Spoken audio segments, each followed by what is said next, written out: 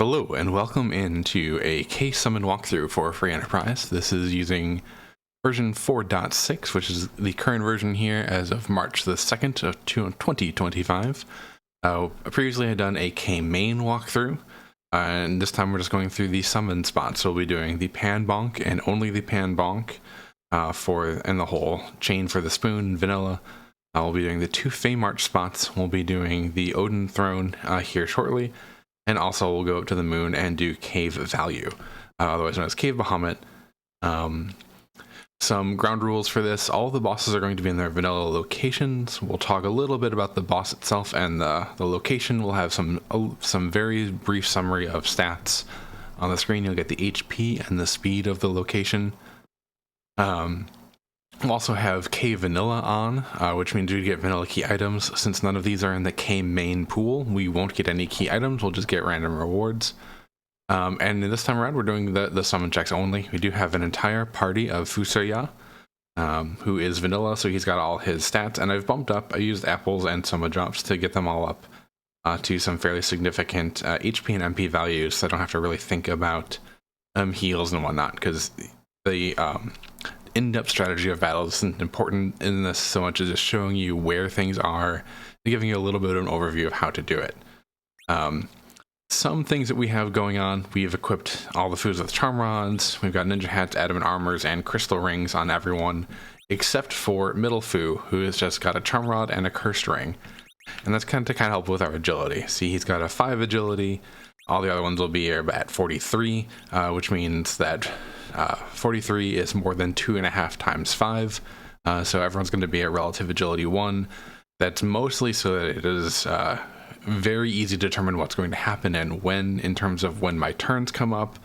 I'm at speed parity with all these bosses in terms of how relative agility works. And there are various tutorials and guides on relative agility to look for on the workshop. So we won't get too much into that, but just kind of lay the groundwork for why you're seeing what you're seeing. And that even though these bosses have pretty differing agilities, it's not going to make a difference to what I'm doing, because they actually have the same speed in battle as what I have. We'll go ahead and get started here at Baron Castle, and we'll do the Odin spot first. I've already cleared Baron Castle itself, so I'm able to walk in through here. If you're coming in with the Baron key and have enough power to do both the throne and the basement throne, once you walk through here, trigger that Baigen fight Baigen, you can then immediately just go down and do the Odin spot. The Odin spot does have some pretty decent physical and magical attack abilities, so it's not always reasonable to do this very early. Also has 20,500 HP and has a speed range of 43 to 46, so it's very zoomy. You will want to anchor with a slow anchor to give your team a chance to catch up to that speed, because it's hard for PCs without overpowered gear to get up to that speed. Odin is weak to lightning. He has a quad weakness, so he's very weak to it, but nuke is also a very strong spell, so we're just going to nuke him.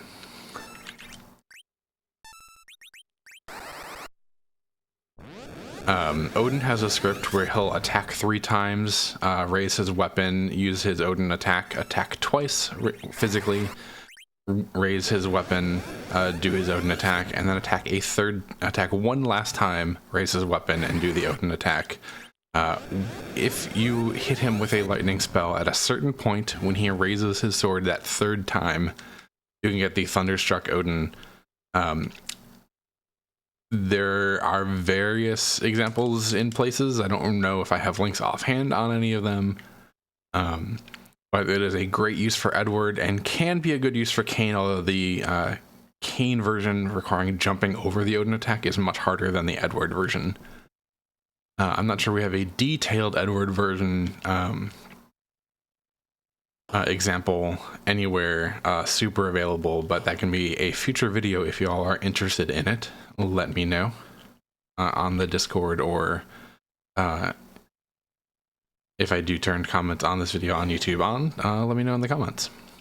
But Odin is done. You'd get a key item spot there. We did get a nice reward, so I'm going to equip that Stardust Rod. It's a little better than the Charm Rod, so we got plus 15 wisdom there versus the the charm rods plus 10.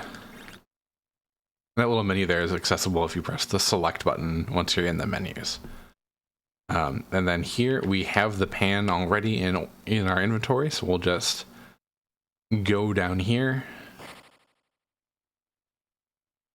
and walk to Yang here at the Sylph House. We'll give him a nice tap on the noggin with the pan, and the Sylphs will reward us for waking Yang up. If you do not have the pan, remember you can just go to Yang and either try to give him an item or just do nothing once you get the menu up in order to trigger an arm shield of 1. But here we're going to bonk. The Sylphs will, Yang will wake up. This will be like, yay, you got Yang up. Here's a reward. We got a protect rank. Those are nice, but not super great. We're not going to equip it. It does give very good, does give good defense and gives you elemental protection in case a character is lacking that and would like it. Now we land at the Feymarch. And we'll walk through the damage tiles here in the Land of Summon Monsters on our way up to there. I did forget to switch our information to the Sylph stuff. So we, as it notes, you require the pan in order to do that check. You bonk Yang and you get a prize. Straightforward, simple, no big deal. Our next fight will be the Asura fight.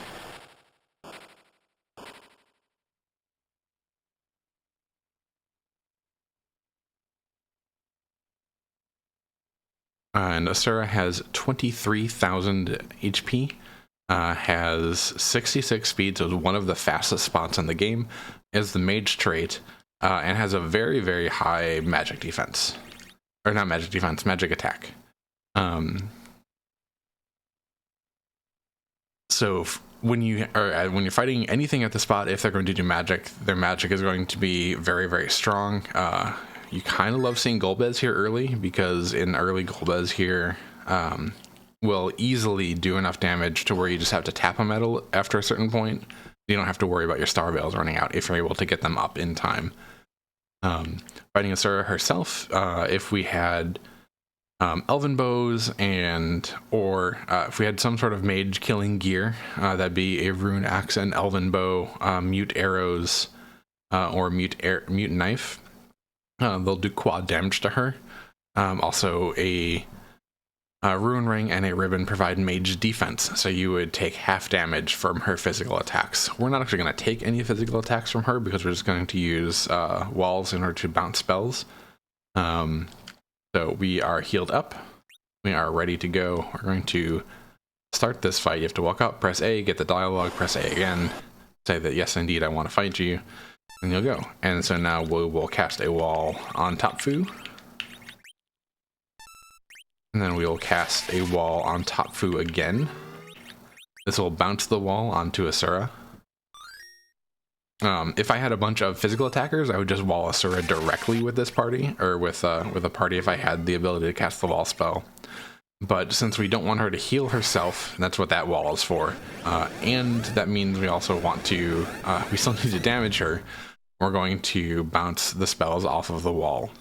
Bouncing them also removes the possibility for her reaction of hitting you in the face if you hit her in the face. Reactions in Final Fantasy IV don't trigger if they are coming off of a wall on the SNES version. So that's why we do this. This way, very nice and easy fight. We won't worry about it. There's really not much more to do.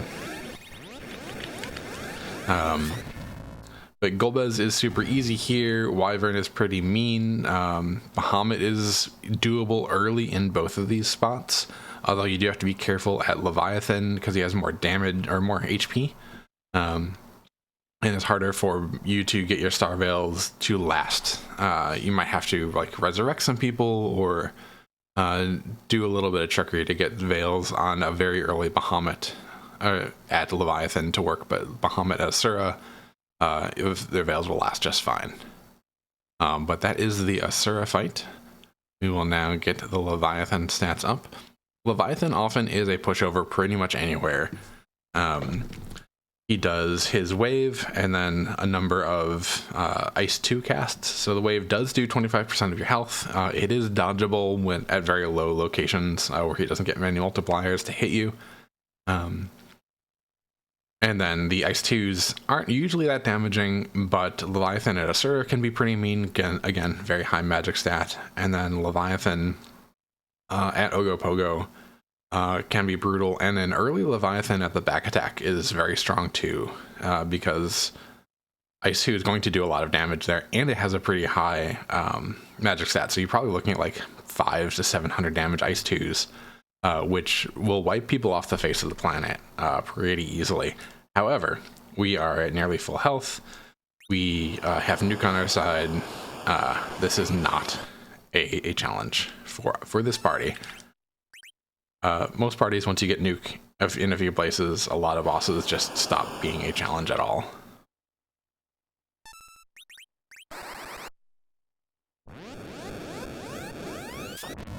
This is a very, very high physical attacking spot. You kind of have a rule of thumb for Enterprise where if the vanilla boss doesn't use a stat and you're near the end of the game, that stat is, especially if that stat isn't not used to damage you, which Asura's magic is used to damage you, so it's very high. Her punch is used to damage you, so it's relatively reasonable. But this spot is one of the highest attacking spots in the game. DKC here hurts a lot. Dark Imps, if you don't stop them, are very painful. Any physical attacking boss here is very, very rude. It is very dangerous early. But purely magic attacking bosses are relatively not that difficult. Again, because he's using magic to attack you, so they compensate a little bit, it seems, by reducing, making the magic power a little bit more reasonable for your stuff. But there we go. We fought Leviathan, we fought Asura, we fought Odin. We're all done here on the blue planet. We can go ahead and exit. I do have the whale preloaded, so we will... Normally, if you have gotten the Darkness Crystal, you have to walk to Mysidia, walk in the front door, you'll be stopped by the Elder if you have the Darkness Crystal, and you'll summon the big whale. We've already done that, so we're not going to show it. But Mysidia is right here, right near where I have the whale parked. Once you're in the whale, if you go talk to the crystal, you'll go to the moon. If you talk to this, you'll pick up the whale and start flying around on the planet you're on. If you talk to this gentleman, you will summon the giant. You can sleep in any of these 6 beds. And if you want to, you can talk to the fat chocobo. We'll take a nap in the bed.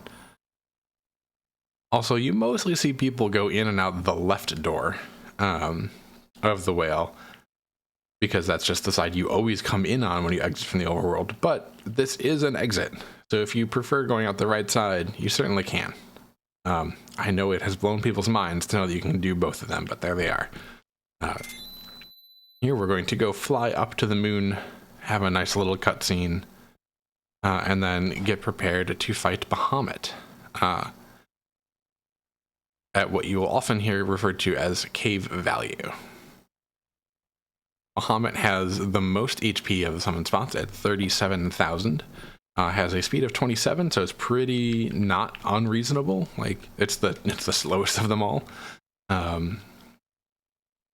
It's also, Bahamut himself is dangerous almost nowhere. The countdown to 5, do a mega nuke, which is reflectable, so just get your star veils up, is a very safe fight. He's not in the free pool in terms of Beano free, but you should mentally consider Bahamut as free most of the time. If, however, you have run out of Veils and he's at a high HP spot and you don't have great damage, then you might be in a little bit of trouble. But here, we're not going to bother with the walls and the stuff because we can just nuke him down before he gets there, and you'll see how fast that goes. But similar to the Leviathan spot, this is a very high physical damage spot, but not a very high magic damage spot. So whoever is rude at Levy is also rude here. The main difference you will find as you play about the level of rudeness is you get here once you've got the Darkness Crystal, so that means you have plenty of opportunities for very, very good grinds. You should check out the common grinds page on the wiki if you kind of want to get a good sense of where you can grind and what the XP values are for them. But since you will generally have more levels available to you and a wider range of party by the time you get here or want to get here, you have more options open. This spot is relatively less rude, even though it has more HP and does the same physical damage, just because you have more opportunity to power up. But whoever is rude, again, whoever's rude at Leviathan is rude here. Evil walls gross in both spots. Purely physical bosses will do lots of damage to you. But this spot is, you can outspeed it more easily, so you have a couple more counters to it. But nuke is real good, so we're just gonna nuke. And with this fight, we will conclude our walkthrough of the KSummon spots. Nice short video, there aren't very many KSummons. If you want to use, look at the wiki to kind of see the detailed math about how KSummon spots get allocated key items, you can do that. Or you can just kind of keep a rule of thumb that as the game decides where to put stuff, it kind of has a pool of, there's not only can they be at KSummon at all, but you won't get all of the KSummon spots necessarily added to the pool of where a key item will actually be. The game does, it reserves half rounded up and then adds some extras. So if you have K main and KSummon turned on, the game will put between 3 and 5 of the summon spots into the pool. Once it determines how many it has available to it, then it will put the key items, allocate the key items to places in the pool. Stuff that doesn't get a key item that were in the pool then get a normal reward. So, and again, it is half rounded up and then it coin flips.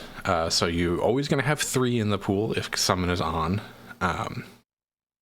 And then you can have up to the 2 others. But it is a 50% chance that it's a 50% chance you have just the 3. It's a 25% chance that you have 4 and 25% chance that you have all 5. So it's 50-50 on whether it is 3 or more than 3, and then another 50-50 split between that other 50 on whether it is just 4 or 5, which does mean that you can kind of do some exploratory thinking as you're playing and realize that, oh, I've all of my K main have hit. Maybe there's not a whole lot up at summon spots, or I've got a lot of zonks at K main where I haven't gotten a key item. There's more stuff at summon spots. You can also do things like think, oh, I did an early Fey March because there were free bosses there I was able to clear, and neither of them hit. That means the Pan Bonk or the Odin spot or cave value is more likely than they normally are to have something, because I've already not gotten something from other places. And you kind of adjust routing a little bit based on those percentages. Each K main location is currently always available in the pool. You cannot turn K main off if you have as an option. There is no ability to do, just like a K-Mayab, KSummon, you have to have K-Main on when you're doing randomized key items. So that is something to be aware of, and is why some people, when they're routing the game, tend to say, I'm not going to do KSummons immediately, but it's also a good way that you might take a swing. You see a Bahamut at Asura, and you got Starveils early, you had an early Magma Key, do it. Like, 1, it's good XP, and 2, it's a fairly easy, quick fight. It doesn't really get faster, and it could be a thing, and it gives you some more information. So, but that is our KSummon walkthrough. Yeah, let me know if there's anything else you would want me to cover in this or in future videos. We will do a K Moon as well, so that will hit the K main, KSummon, K Moon. I don't intend to currently do a K-Mayab walkthrough. X-Pancras has a fantastic K-Mayab document, and there are so many of them there, and the strategies are very clear. It's very well written, and if you know how to open a chest, you know how to get to it, and he's got good pictures where they are in vanilla.